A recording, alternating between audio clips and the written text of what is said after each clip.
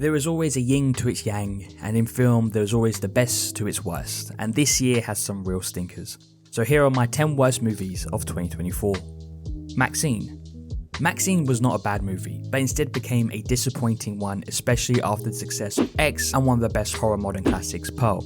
So when Ty West and Mia Goth teamed up for the third time, I was excited. A murder mystery with the character Maxine seemed like the perfect ingredient, but it unfortunately fell flat with a story that was predictable, a conclusion to the Maxine character that was not as satisfying as expected.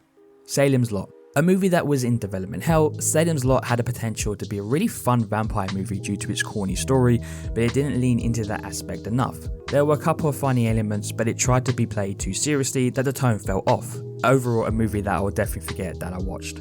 Spaceman. Adam Sandler has been going through a bit of a renaissance, and when I was browsing through Netflix, his movie Spaceman caught the eye. A somber space movie dealing with emotions starring the brilliant Paul Dano got me very excited, but the emotions were flat, the story was boring, and I could not wait for the movie to end. The frustration with this film is that there is a solid story in there, but it felt like I was walking in thick mud and was just trudging along. Its emotional pillar, Adam Sandler plays his character very stoic that he couldn't emote any emotions, leaving his flick cold and void like Deep Space. Night Swim. Seeing Blumhouse appear on the screen is the only time I get scared at a Blumhouse movie because they're all generic and follow the same structure. At times it feels like a robotic production line is making these films. And Night Swim is no different. Not scary, not tense, not even slightly corny.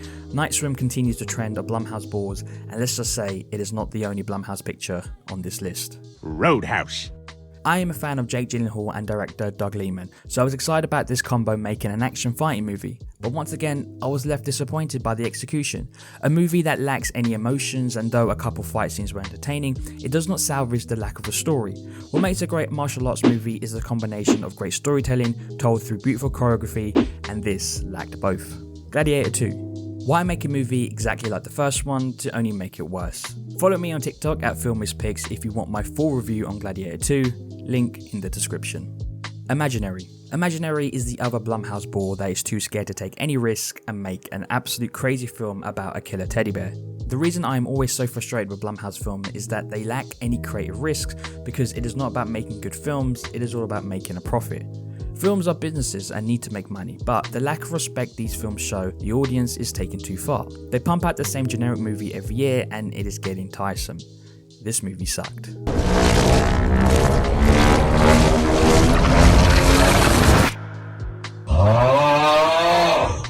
Godzilla X Kong.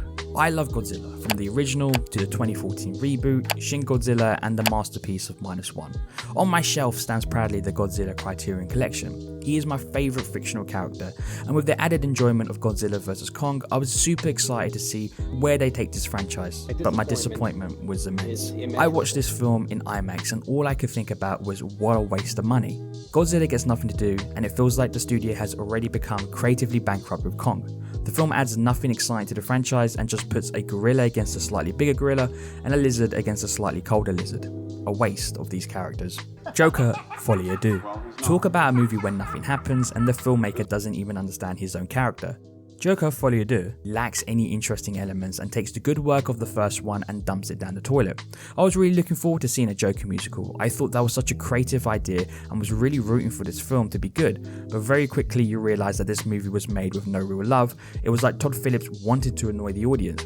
Arthur Fleck was a character that pulled audiences to either be in its favour or not, and that was what was so fascinating about the first one. But in this film, Arthur becomes disingenuous about his actions, leading to a confusing mess of what his character is about. Just an overall big disappointment. Not bad, but worse, boring.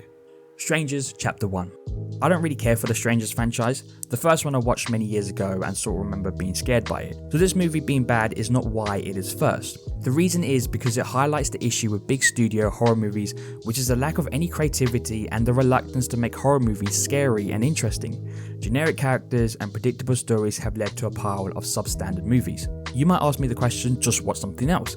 That's fair, but these big studio horror movies are shown all the time, especially in primetime slots, so it feels like I don't have another option, and I love going to the cinema, so I'll continue to go, but it is now getting tiresome. I go into these movies knowing that they'll be bad, but there is this slight hope that they could surprise me.